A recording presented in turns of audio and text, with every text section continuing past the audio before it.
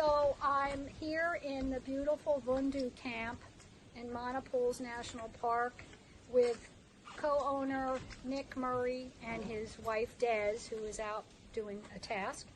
And I have the pleasure of interviewing him on the behalf of Bush Life Conservancy, of which Nick is the president and the heart and soul of our organization. And he's given me permission to ask him a few questions. So the first question is, how and why did your ancestors come to southern Rhodesia?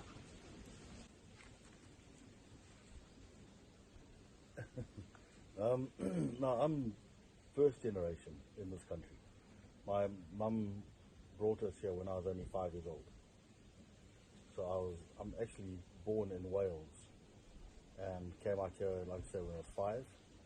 And before I even came here, though, I developed a passion for wildlife.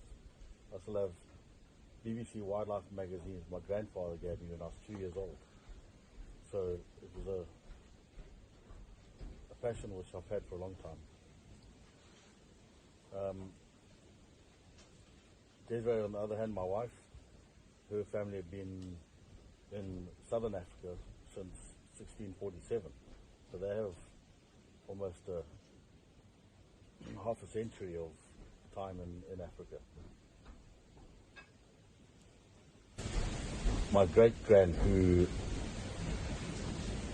we knew for probably the first 10 years of our life, she came up as a 2-year-old infant on the ox wagon as one of the first pioneers in 1898.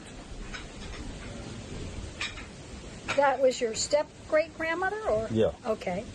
Wow. And so where did she come to? What was then Springfield, or now Harare? They settled just outside of Harare in a place called Norton. So did she have a lot of influence on your childhood and your developing your love of this country? My grandmother, she was really tough. Until she was 72 years old, she was teaching 200 children a week how to ride horses. And so our upbringing with her was always riding horses out in the bush, and that's what we did every weekend when we were off school, was ride horses around the bush. Wow. So at about 5, 6, 7, you were out riding in the bush and learning about the wildlife and identifying animals and building up your love of nature at such a young age. So you knew from very little that was the area you wanted to devote your life to. Yeah, right from a really early age. That's all I wanted to do, is work in the bush somewhere. Well, given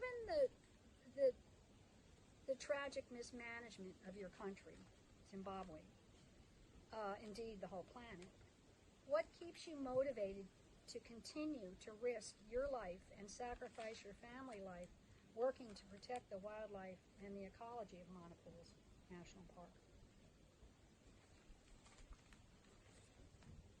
It's hard to say what drives you to do that, but it's just a combination of conserving what is one of the most beautiful areas on the planet and some of the most amazing wildlife on the planet.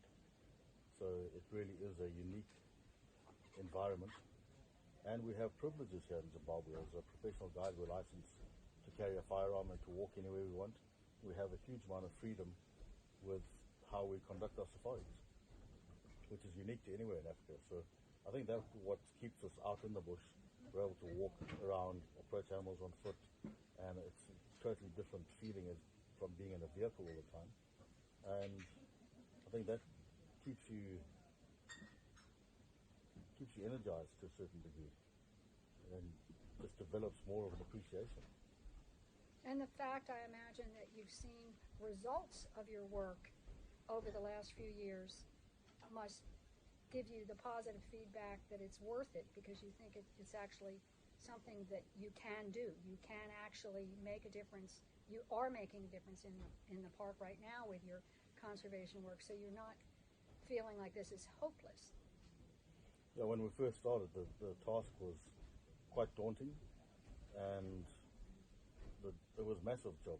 We're losing animals, elephant in particular, you know, several a week. If you took over the whole Zambezi Valley where we are, it worked out to an elephant a day over a 20-year period. So it was an epidemic of poaching.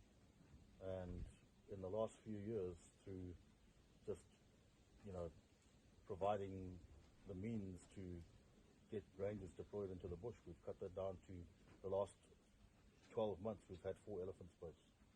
So it's 1 every 3 months as opposed to 1 every day. So it's been a huge impact. And like we say, when you get great results like that, it gives you a lot of, what's the word, energy to keep on going, and, you know, inspires you to do more.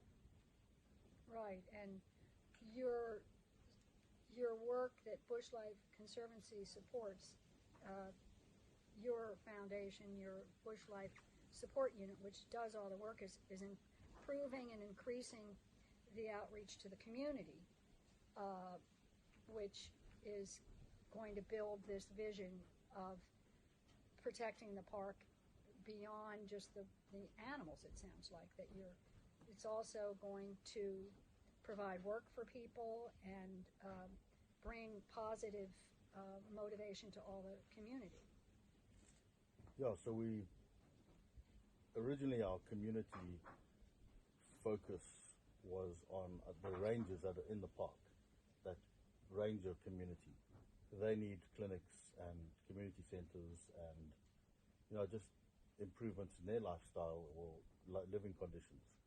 But now we're looking further afield to start working in the outlying community areas, particularly in the south of Mana Pools, and there's a huge amount of work to be done there. So that's another daunting task, is not only to choose some really worthwhile projects where the community will benefit, but also at the same time creating awareness for the wildlife and give people an appreciation for the wildlife and to make it important in their lives.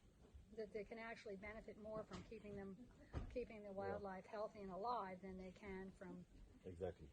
So more long-term benefit, and try to teach people to look at the long term, not the immediate short term, because once the animals are wiped out, they're gone forever, or it takes 20 years for them to recover, instead of having a constant benefit from having a wildlife.